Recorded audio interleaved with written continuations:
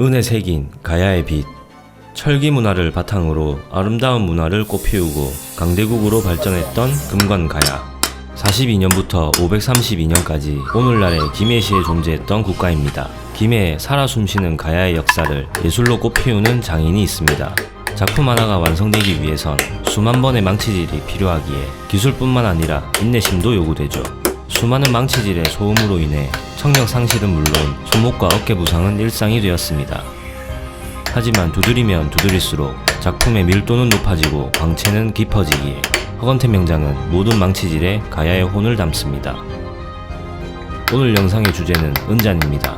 김해시 금속공예 최고 명장에 선정되신 허건태 명장을 함께 만나보시죠.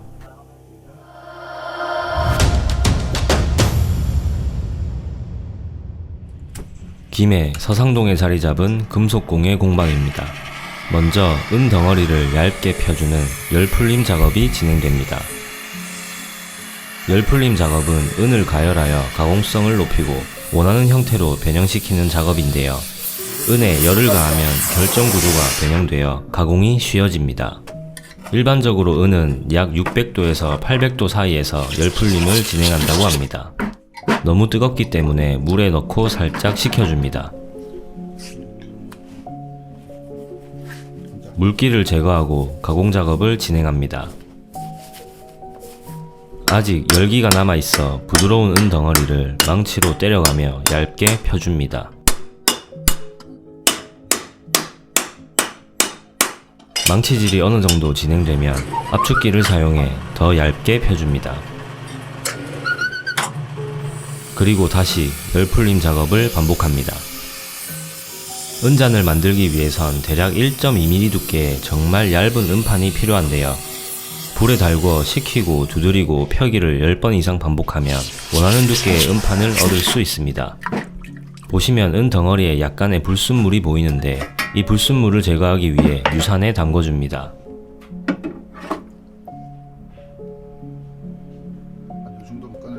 불순물이 제거되면 다시 꺼내줍니다.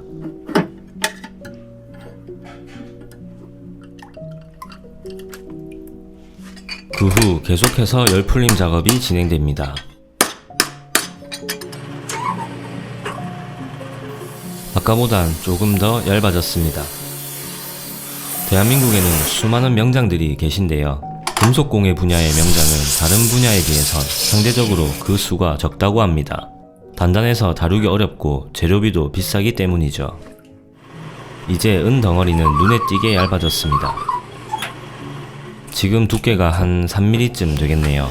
1.2mm의 두께가 필요하니 열풀림 작업은 계속됩니다.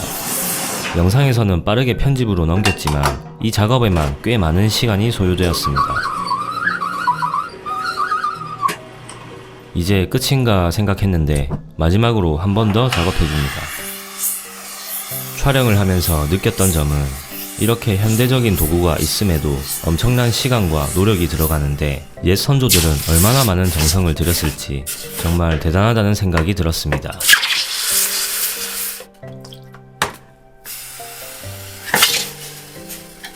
드디어 은잔을 만드는 기본 재료인 1.2mm 두께의 은판이 제작되었습니다.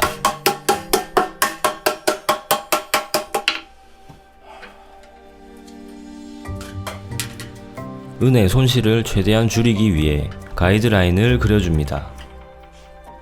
오늘 제작할 작품은 소주잔 크기의 은잔인데요. 완벽한 원형의 둥근 은판이 필요합니다. 가이드라인이 완성되면 작두를 사용해 은판을 둥글게 잘라냅니다.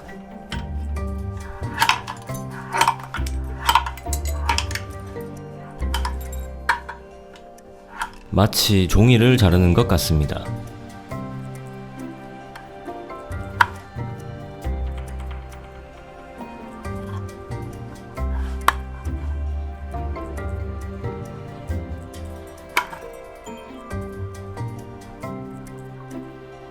이 짜투리 은은 녹여서 다시 재활용합니다.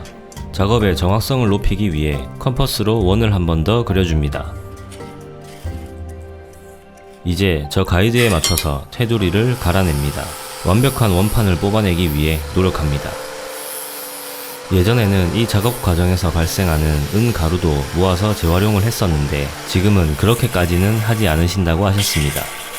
요즘 은 가격이 많이 올랐는데 아깝네요.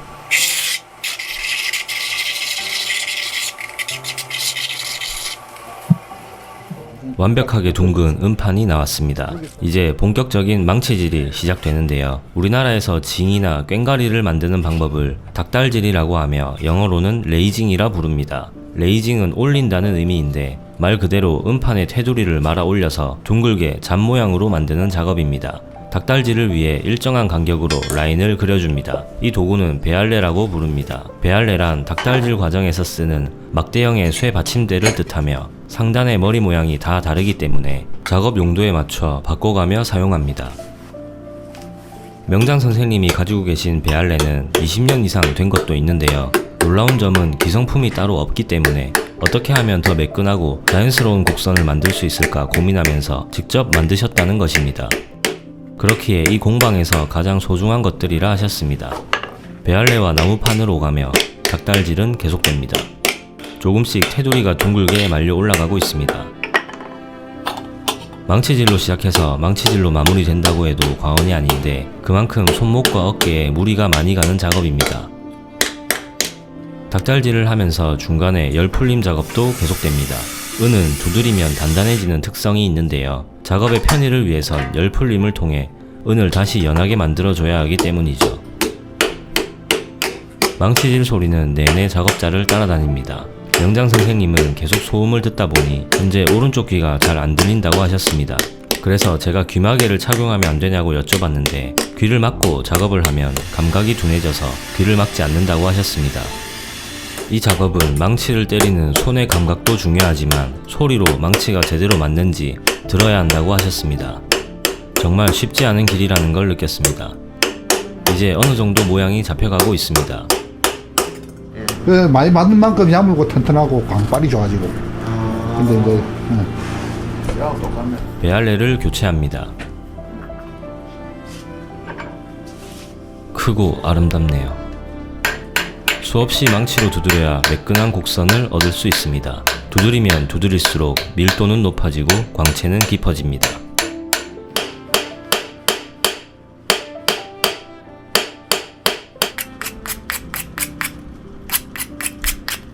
마지막 열 풀림 작업이 진행됩니다. 요수 넘어가 버리면 녹아버려.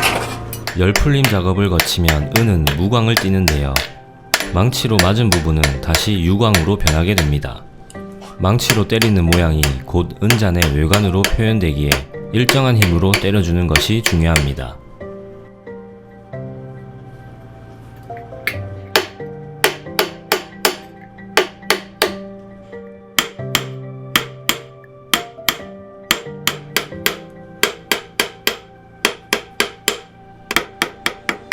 닭달질이 완료되었습니다. 이상이 없는지 자세히 체크합니다.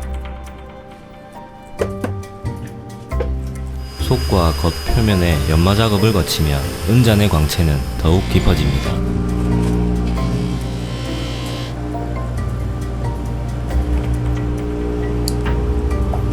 잔은 바닥에 딱 서 있어야 하기 때문에 바닥을 평평하게 만들어줍니다. 너무 예쁘네요.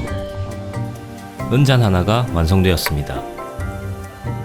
망치질로 생긴 무늬가 정말 이쁘네요. 이 공방에는 다양한 작품이 전시되어 있는데요. 구매도 가능하니 관심 있으신 분들은 방문을 추천드립니다. 자세한 주소는 설명란과 고정 댓글에 남겨놓겠습니다.